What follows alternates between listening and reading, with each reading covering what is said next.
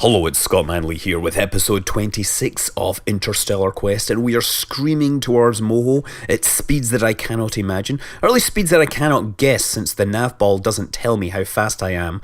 Anyway, into the sphere of influence I go. There, now we can tell that our velocity is about 3.6 kilometers per second. More importantly, we are in fact going to miss Moho by a wide margin because I don't think we can stop from that speed. We are registering our velocity being reduced ever so slowly, but given that we have less than an hour to before closest approach and about an hour and a half before we leave, I think we will be turning around and coming back rather embarrassingly. Regardless, we are in the sphere of influence and the scientists can get some sort of information from it. They can hold their head up high.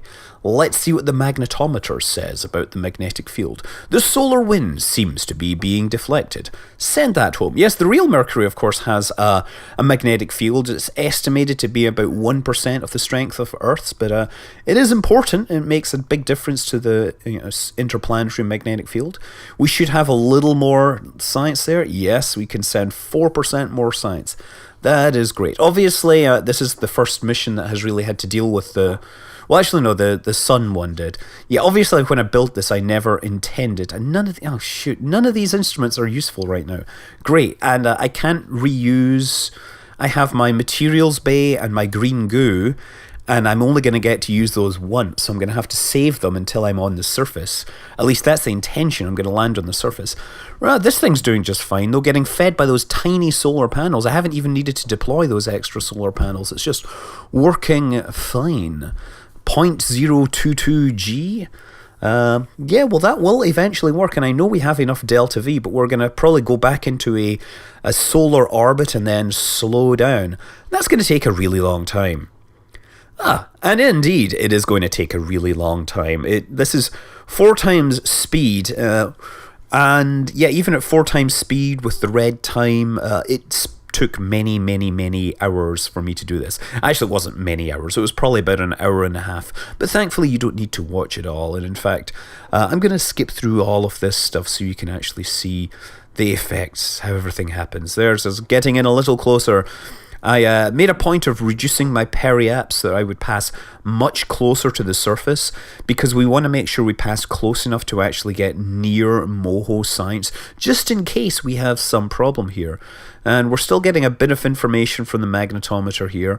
Obviously, the magnetometer comes from the Interstellar packets there, so you can tell whether you can, or how much antimatter you can collect, because antimatter will tend to get captured by the natural magnetic bottle that is a planet's magnetic field, or a moon's magnetic field, but planets tend to be the best. In the solar system, probably the Earth and Jupiter have the strongest magnetic fields. Jupiter's magnetic field is insanely strong compared to the Earth. I mean, we're still getting science from this thing. I don't think this is affected by the science cap in the same way that the other instruments are. I would not be surprised. Of course, when I did this, I didn't realize that I had not actually installed the community science defs pack on this, so all of these science messages are going to be deathly boring. I'm sorry. It's so yeah, more solar wind being deflected. Okay, not that there would be anything interesting on that anyway. Anyway, we're coming up on our closest approach, and hopefully we will collect more data. Hopefully we will be close enough to get that data. And so, it is back to old me who's going to carry out the encounter. Okay, so 130 kilometers out, are we close enough yet? Oh, the camera is turning. That may be a good sign. Hey, magnetometer, what do you think? Come on, magnetometer. Hi. Log magnetic field. The solar wind seems to be being deflected, but we don't seem to be close enough to actually collect real data. And the thermometer isn't working yet, obviously. Pressure data will never work. Why did I install it? Seismic thing will require me to be on the surface, and I'm saving the other two for actually being on the surface. 75 kilometers out. Look at the planet there. Log magnetospheric. This magnetic field appears to be leaky, but surprisingly strong for Moho's size and rotation rate. Of course, mirroring the real Mercury. Unfortunately, my thermometer does not appear to be working. It's giving me toggle display, but not actually log temperature. That could be a problem here.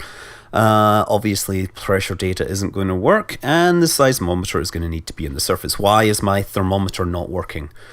Maybe there is a problem with the hardware yet again, or rather, a problem with the software. We all know that everything in Kerbal Space Program is a software problem, or a problem between the chair and the keyboard. We had quite a few of those.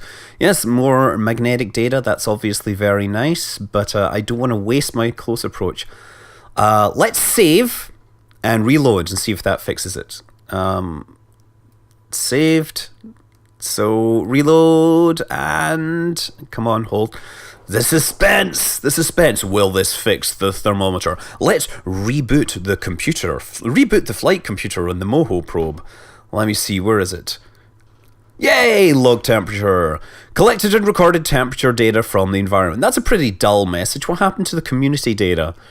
Okay, and we're going to log that temperature again and see if we can collect more data. And no, we can't collect more data. Well, just keep it. I don't know what I'm going to do with it. Log seismic data. Obviously, I can't log seismic data from orbit, because unless there's an atmosphere. You might be able to collect seismic information from orbit. I should ask a seismologist. I was reading some interesting article where there's some geologists have observed or have decided that the light phenomena seen before earthquakes are in fact a real phenomena, and have some theories as to why it was happening. That's a pretty cool one. Anyway, flying past the planet and into deep space, and now I think it's going to be the long, slow process of doing the world's longest handbrake turn or something like that. I mean, we're basically going to be slowing this thing down for a really long time and then hopefully coming back. So I'm more or less going to keep pointing in this direction. Thermometer, toggle display, log temperature, review data. Yes, just reset that. I don't need that. That will just get in the way when I'm scrambling to record temperature later. Okay. And we're going to leave in 51 minutes, and we're still traveling above 3 kilometers per second. But the good news is we're actually slowing down faster now, because gravity is actually helping us slow down. Anyway, yes, that really long slowdown routine, that is going to take a really long time. Thankfully, due to the power of post-editing, we have 4 times regular speed, during which I'm going to have to come up with all sorts of information to try and interest you regarding these things. So yeah, obviously we're using ion propulsion because it's ridiculously efficient, even though it's very, very slow. But the real spacecraft that have gone there, well, the Marin, it just flew by, so it was, but I mean, they hadn't really started using electrical thrust. Messenger, which is mapping the planet right now, it used standard hydrazine nitrogen tetroxide thrusters, and combined with a whole pile of gravity assist maneuvers. And Bepi Colombo is the other one, which is not yet launched. It's due to launch in 2015, and I believe that it's going to use a chemical propulsion system. And it's going to also have a solar electric propulsion system. So Bepi Colombo will actually be the first one to use an actual ion thruster of sorts to get to Mercury. Obviously, Bepi Colombo is named for Giuseppe, or Bepi Colombo, who is a scientist that actually developed the gravity assist maneuver used by like every planetary probe today, basically. And he helped design or devise the trajectory of Mariner 10, which was the only one to previously go to Mercury. Unfortunately, Mariner 10, the funny story about it is that it flew past Mercury twice, but because of its orbit, it flew by Mercury at exactly the same position in its orbit, 2 orbits apart, so it only saw the same side of Mercury. Because they sent 2 pictures of Mercury, both of which showed the same hemisphere, a lot of people took this to say, hey, Mercury doesn't rotate at all and is tidally locked to the Earth. No, tidally locked to the Sun. Mercury is in fact in a 2 to 3 resonance with the Sun, which means that every 2 orbits it rotates 3 times. Anyway, you can see that after several hours of decelerating, editing and cutting and all that, the orbits are actually getting very, very similar. And what we really are going to do is match orbits. And I'm just doing this the lazy way. I'm literally putting this in, I'm looking at the nav ball and I'm burning or electrifying. We need a different word for burning. We're propulsing back towards Moho so that we will, in theory, encounter it. And although it's not necessarily the most efficient way, we certainly have no lack of efficiency. Oh, look, you see our closest approach has now moved over the other side of the Sun. And we'll get this now as we adjust our orbits, adjust closer together. Oh, it's come back this way. Look, I can sense that in a moment we will be getting an encounter with Moho once again. And I keep saying Mercury in my head. This is a terrible thing. Yeah, obviously, real Mercury does in fact have an atmosphere. Not many people realize it. It does actually have an atmosphere of sorts, but it's very, very light. It's more like an exosphere. You know, it has hydrogen, helium, maybe some oxygen and other things. Most of the... Oh, there we go. Oh, no, we got an encounter over the other side. The atmosphere of Mercury is actually atoms that have been sputtered off the surface by the solar wind, you know, so the hydrogen, helium comes in, knocks an atom off, and that becomes part of the exosphere. It's hot enough to remain up there, and the hydrogen and the helium is obviously lost back into interplanetary space. In fact, so will everything, right? Some of it might return and stick to the surface, but generally it's more that Mercury is evaporating very slowly. You can also see that the relative velocities here are getting smaller and smaller. The velocity of Moho is like 17,993, whereas the Moho lander is now 18,000. Oh, we got an encounter. We have the encounter over the other side.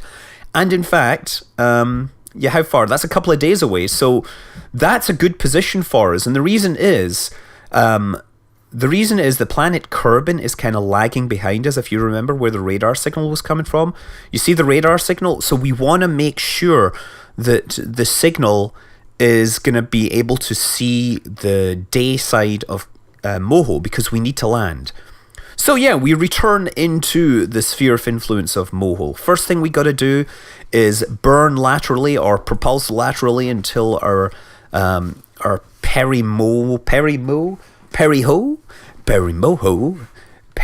That's like a Perry Mason's, sex worker friend or something. Never mind. Yeah, so we're going to fly around. Unfortunately, at Periaps, we're not going to have any solar power to power our the engines, so we're just going to have to slide around it. At this point, getting into close orbit around Moho is a very delicate dance of balancing the times when you can actually fire the engines, because you can't fire the engines when you're in the night side because you don't have enough power, and when you're in the communication shadow you cannot fire the engines either. So it's not simply a case of burning alternately at Periaps and Apoaps, because those frequently do not have any coverage. There's a lot of the time where I'm literally burning straight up or straight down just to reduce the eccentricity of the orbit and try and circularize. Again, this is going to be a long, slow, tedious process made palatable for you guys by 4 times regular speed and me talking crap all over it. And so there we are, actually burning towards the retrograde vector. Of course, the most efficient way to reduce our orbital velocity, but also an efficient way to reduce our periaps inside the planet. It will reduce both our periaps and apoaps, and ultimately crashes into the surface. So I burn downwards, or thrust downwards, and therefore reduce my eccentricity, raising the periaps and dropping the apoaps. It's all just a way to get towards a circular orbit, which again would take a really, really long time. So here's one I prepared earlier. Nice circular orbit around Moho. Now we are in the orbit, it is time to go for a landing. We have to be very careful that we need to land in a place where we have light and communications. If we are lacking either of those, we will crash. Now, also I'll point out that I still do not have any signal delay enabled, because I don't want it, because I don't want to be using MechJab or anything else, and I don't want to be using anything to do the landing for me. So anyway, we're starting to begin our descent using ion engines, but let's see how old me did it. Okay, so the ion engines are powering as fast as they can. We are still not committed to landing. Perhaps I could wait until I get even closer. Screw it, I'm bored. I'm bored of decelerating forever on these little ion engines. I want to unleash the power of my Rockomax, my tiny little Rockomax engine, using liquid fuel and oxidizer to make the descent terminal. Yeah, what I'm trying to do is get as much efficiency out of these ion engines as possible. We have so much delta V left in these things. If I'd really spent time, I'm sure I could have come up with a design which could have landed and returned. But at the time, I was just thinking about science spam all the way. And when I built it, we didn't have those restrictions. Now, of course, I'm going to get one bit of science and 40% cap and everything else. And so this isn't going to be nearly as lucrative as I thought. Okay, jettison this. Jettison. Nope. Okay, is this a software problem? Or is this a problem between the chair and the keyboard? How do I detach this thing? I have stage lock enabled, but... I could just hit space. Oh, wait, there's the decoupler in there. That's the problem. Yes, of course. Decouple. No. Say bye-bye, Mr. Whoa, yes. Say bye-bye to that. Say bye to the ion drive. It's going to continue on its path into the surface. No doubt we'll collect extra seismic data. That would be a cool thing for the seismic instrument to do, to actually collect seismic events as things hit the surface. Then you could build impactor probes and things like that. So yeah, I'm just thrusting at about 30% thrust. The idea being that we want to make sure that our descent, our touchdown spot, our impact location, is definitely going to be on the side where we can transmit. I can't remember if Moho is tidally locked anymore, to be honest. I don't go there often enough. But if it is, then you absolutely want to stay on the day side, because otherwise you could be in serious trouble. Okay. So just time accelerate down to the surface. We don't want to burn all of our fuel, obviously.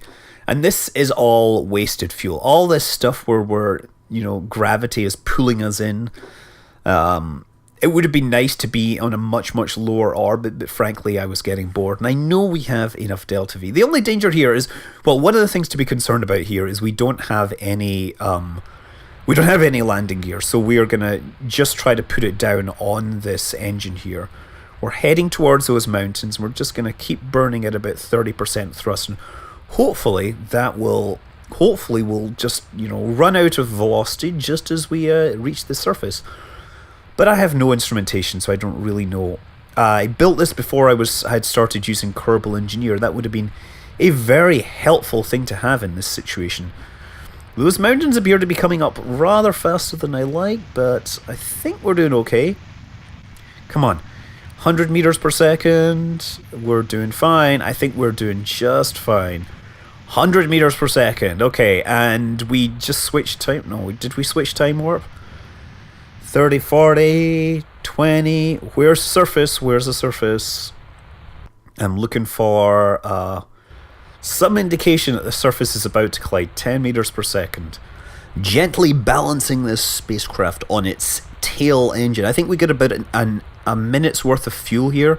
I realised that I don't have ground scatter, which is really making it hard for me to estimate things. And the reason I don't have ground scatter, of course, is because I upgraded, and without ground scatter, I'm going to bump a little faster than I expected. Don't break! Okay, we have a successful touchdown for the Moho probe, but it is probably not leaving. In fact, it's probably not going anywhere, even if we add biomes. Let's see what happened to the lander debris. It's obviously continuing along the original orbit path, unperturbed by the changes which have been brought to the parent spacecraft. It will traverse the planet at 700-800 meters per second, and one day or 1 hour, very soon, it will slam into the surface and make the planet ring by a bell. Therefore, I shall rename this stage Moho Seismic Impact Probe number 1. Obviously, Seismic Impact Probe number 0 was a bigger and louder bang, but there was nobody listening. If a seismic impact probe hits a planet and nobody's listening, did it even happen at all? Well, there's a philosophical conundrum for you there. It looks like we're going to slam into this mountain range. I hope we don't cause any, avalanches or something. I mean, these surfaces tend to evolve very slowly. There's no erosion or anything. Here we go. Gonna crash into this cliff here. Bang! And nothing survives. A clean impact. A nice demonstration of kinetic energy. And no doubt that will give me extra science, right, squad? Harv, really extra science from the seismic probes if you smash things into the surface? Because that would be awesome. Then people could just get loads of science just by crashing stuff all the time. Okay, Moho lander. Fly it. Or rather, it's not real much flying anymore. It's more about controlling. Oh, come on. There's not like there's 300 things in this particular scene. Focus, Moho lander. Yes, focus. Focus on this science around you.